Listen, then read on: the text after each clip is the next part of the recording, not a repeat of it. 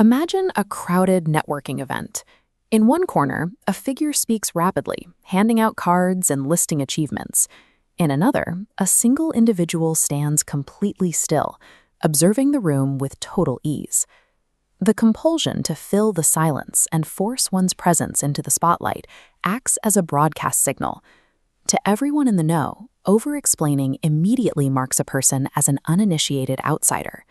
True social power is defined by a complete cessation of effort to prove one's worth. Real influence never has to announce its own arrival. The active pursuit of status is the exact psychological mechanism that destroys it. A Columbia study charts jargon use against organizational rank. The scatterplot shows a stark negative correlation. Lower status individuals rely heavily on technical terminology. Researchers call this a compensatory response. When feeling insecure, people build an artificial shield of big words to mask vulnerability. Sociologist Pierre Bourdieu studied this divide extensively. He termed the contrast between artificial effort and natural ease habitus. Habitus represents the collection of deeply ingrained behaviors and emotional restraint acquired through decades of exposure. Because these traits are absorbed unconsciously through the family and social environment, they are nearly impossible to replicate through deliberate practice. While an outsider reaches for the loud armor of corporate jargon, the insider operates entirely on the invisible, unpurchasable currency of comfort. Linguists track language patterns tied to social class through concepts called sociolects. In 1950s Britain, researchers mapped this through the U versus non-U English divide, documenting exactly how the upper and middle classes spoke. The anxious middle class constantly reached for overly descriptive euphemisms to sound refined. The secure upper class deliberately used blunt, simple vocabulary, feeling absolutely no need to dress up their speech. Modern high society operates on this exact same instinct. In the wealthiest circles, the absolute rule of conversation is extreme understatement. A lavish, month-long vacation at an exclusive resort in St. Bart's is casually described as having spent some time by the coast. When immense access is your baseline reality, you strip away descriptive adjectives. Over-describing your experiences instantly marks you as a tourist.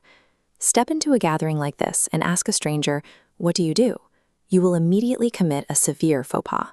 That specific question flattens a human being into their economic utility. It signals to the room that you view relationships purely as transactions. High society strictly polices the boundaries of need. Any display of desperation, aggressively networking, pitching a business, or forcing a connection, triggers the group's immune system and closes doors. The fake heiress Anna Sorokin successfully infiltrated elite New York circles without actually having wealth. She did it by perfectly mimicking the pacing and the utter lack of neediness of someone who did. Similarly, outsiders often deploy gossip as a shortcut to manufacture intimacy. The elite view gossip as a massive, toxic liability. Broadcasting any need for validation, access, or entertainment exposes your lack of embodied capital. Absolute emotional stability carries more weight in elite spaces than raw intelligence or charisma. Dramatic reactions, loud humor, and visible frustration disrupt the carefully maintained harmony of high-status environments. Emotional volatility reads as broken etiquette. True tower means remaining entirely unbothered by the chaos of the room. This stability enables the highest level social skill an insider possesses, the active protection of another person's dignity. Because true insiders are fundamentally unbothered, they have the social bandwidth to absorb someone else's gaffe, like a spilled drink or a mispronounced word. They preserve the room's rhythm by ensuring no one else feels the friction of embarrassment. Designer clothes and classic cars, what sociologists call objectified capital, can be purchased. This internal frequency of generous listening and grace cannot. The silent language of power resolves into a final paradox. You are granted true belonging the exact moment you stop trying to prove you deserve it.